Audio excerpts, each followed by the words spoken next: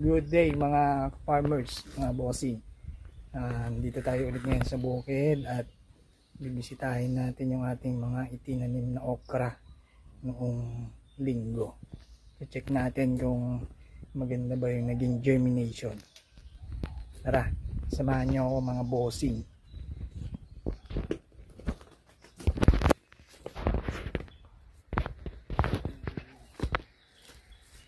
Ayan o.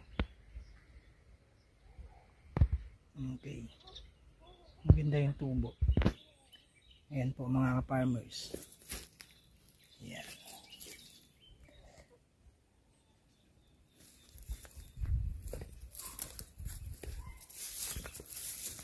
So kahapon pala mga ka-farmers, napakalakas ng ulan dito, dire-diretso.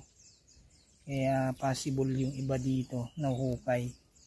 Pero okay lang yung kasi makapal naman yung itinanim natin ng mga buto gaya nito, pwede natin ilipat. Ayan.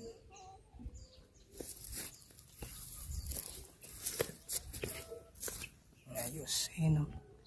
Maganda po yung tubo. Ayan. So yung iba po usli pa lang o. Palabas pa lang. Pero mas marami na yung nakalabas.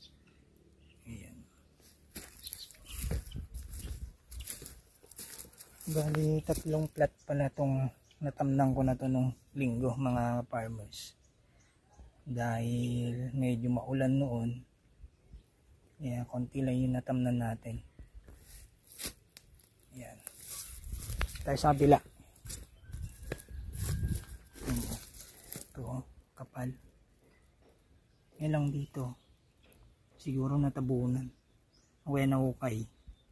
Okay lang yan. Pwede naman natin ilipat yung iba.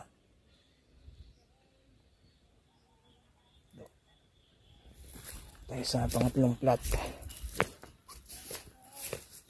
Yan na ito po mga ka-farmers.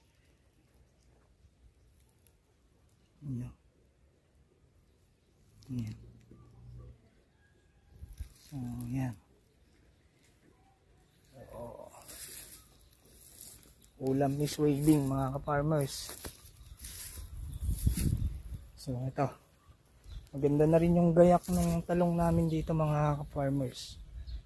Yan o.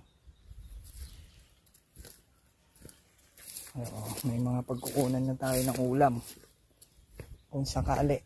Maganda yung tubo ng mga to. So, ayun lang muna mga ka-farmers. Lalambing na lang din. Baka pwede pong pa-like, share, and subscribe sa aking munting channel. Thank you!